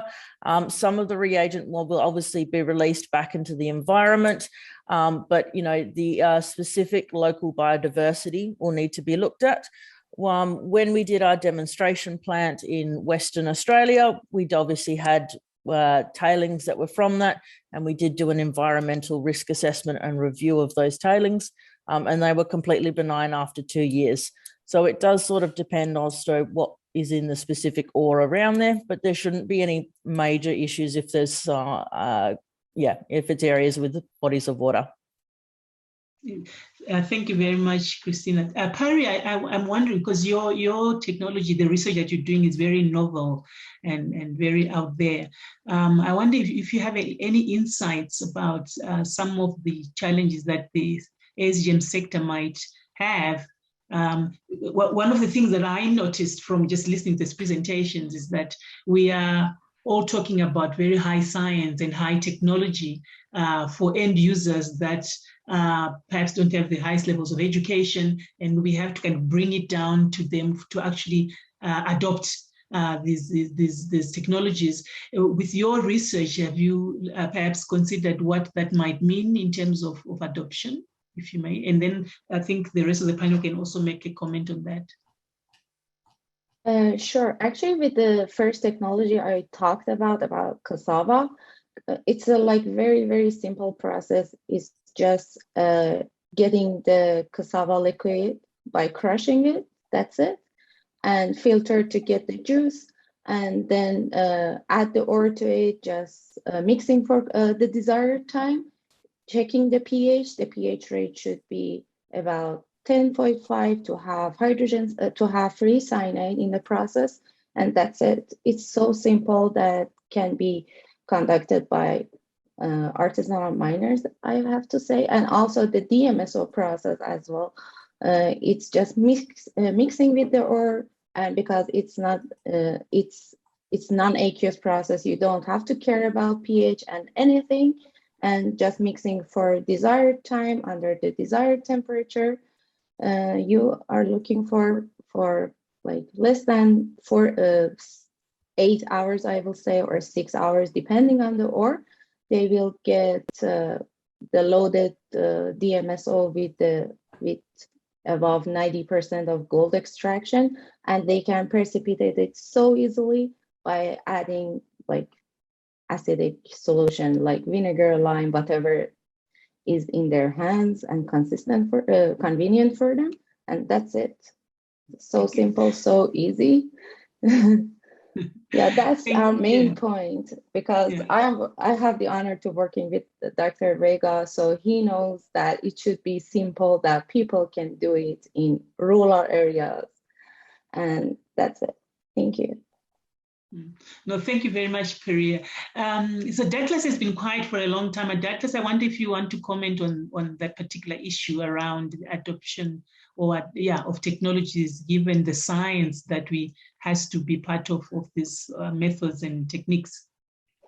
Yes, of course. Thank you for the opportunity. So again, one of the highlights that I made during my slides on process control is the need for qualified person to be on the ground, working hand in hand with the miners.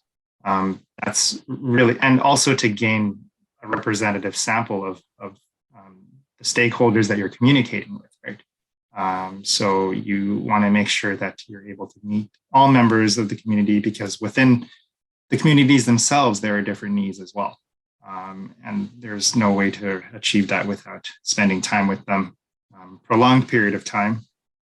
And then once the technology has been implemented, to continue working with them to solve new challenges that may arise, because things have to be modified on the fly. Okay, no, thank you very much, Douglas. I think I would like to give the chance first to Tom, just for a brief parting comments, and then to ask the last question to the person that I consider the grandfather of SGM, Marcelo. So Tom, if you can give us a few comments just to round up in terms of what you shared with us today. Tom first, then Marcelo. Well, across the board, everyone is interested in making a profit. So the artisanal miners are doing all the work.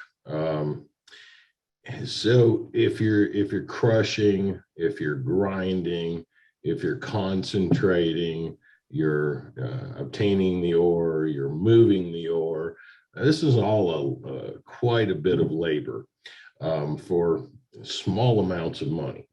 So that if we can take all the work, work smarter, not harder, I guess is an analogy. These are simple chemicals to do leaching and processing, but for ours, it's very complex chemistry that has been developed. And then you've got the cyanide, and you've got DMSO, and you've got thiocyanate, and you've got so many different avenues. I don't see that artisanal miners are capitalized enough to buy all this processing equipment. They're very primitive in their communities. So that I think the go-to way to actually solve the mercury usage, because you have the old dogs, new tricks kind of approach. Unfortunately, mercury is very simple for them to use. And it's going to be very difficult to get the artisanal miners to change what they've done for a long time and make it more complex. So if we can take all of that across the board, similar to the Gold Phoenix approach, similar to, as I said, we all have the same goal here. If we can construct, and this is our vision, if we can go in, put a main processing plant to just purchase the gold at a premium, put more money in the artisanal miners' hands, all the community can then up their production of gold ore and making more money with less work. Let the experts process the ore. We can take this and purchase the ore, give them a premium, and just process it. That will, I believe, change the use of mercury. Absolutely, yeah, no, I totally agree. Thank you very much for your comments, Tom. Marcelo, as a grandmother to grandfather of ASGM, you and I and many people have been around for a very long time. So I'm going to give you the opportunity to comment on what you think is needed by the ASGM sector, and to add on to that, your comments to that is there is a question that has also been raised. I think it's Daniel who's raised this question. I'm not very good with acronyms. LCA, has any LCA analysis been done on any of the proposed technologies? Are we trading one biotechnology for another? Will we look back and say all these things have actually, looked good at the time, but then won't be so good 50 years from now? Just a general comments about what does the sector need, Marcelo? Thank you. Okay, Nelly, but as a grandmother, you're in a very good shape. And I think it's the MSO in the creams that are passing in the face that I think it is. Anyways, I couldn't say better than Tom. And Tom just outlined very well what I think. And after 40 years working this field, I think all these technologies, they just bring some stuff here. But if you want to really finish with mercury pollution or reduce substantially, so we have to attack the main villains, the main sharks. The main sharks are the processing centers.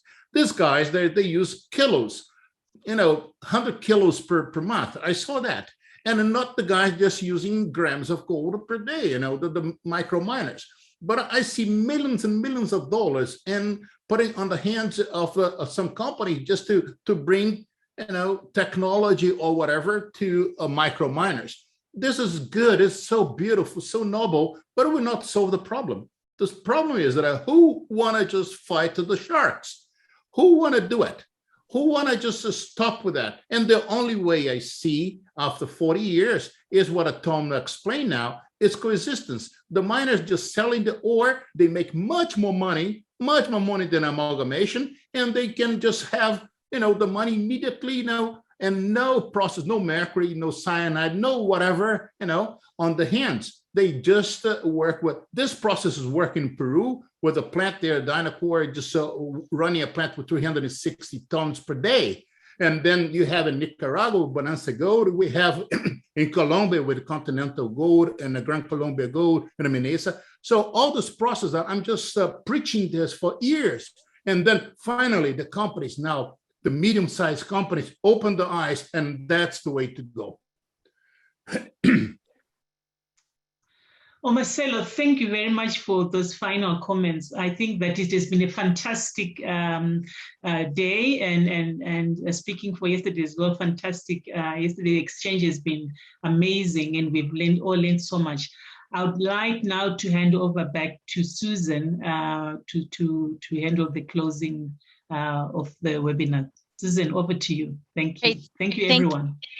Nelly, thank you very much. Nelly Mutameri, grandmother of the trying to reduce mercury use in small-scale mining. Don't say you're old, Nelly, because we're the same age, so I really don't like when you say that. I don't know about you, but I'm still young. Thank you so very, very much to all of our panelists, both from yesterday's event and also from today's extremely interesting and very provocative event. Everyone worked really hard to prepare really excellent materials and present very clearly your ideas. So thanks for the presentations and discussions. Thanks to the interpreters for helping us to understand each other. That's very critical, their critical role. I did want to remind everyone that all of the materials are going to be made available on the planetGOLD website. And so right now that link has been dropped into the chat. So please visit planetgold.org. And if you can't find the event page, you could just use the search function to find it. And then we are also going to be taking the questions that weren't answered and trying to do our best to answer them after the webinar.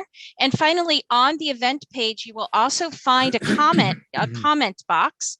And in the comment box, you can even ask questions even after the event. So if you still have questions, please ask us, even after. We'll do our best. I can't guarantee you we'll be able to answer all of your questions, but we'll do our best. And finally, you will be receiving a post-webinar survey, so you can give us your opinion on the webinar and help us do even better in the future. So again, thank you so much to all of the participants, panelists, interpreters, facilitators. Thanks very much. And I hope that we can realize Tom's vision of all working together to really transition to a mercury-free, and Marcelo's vision of transitioning to a mercury-free solution. So thanks very much and have a great day. Thank you.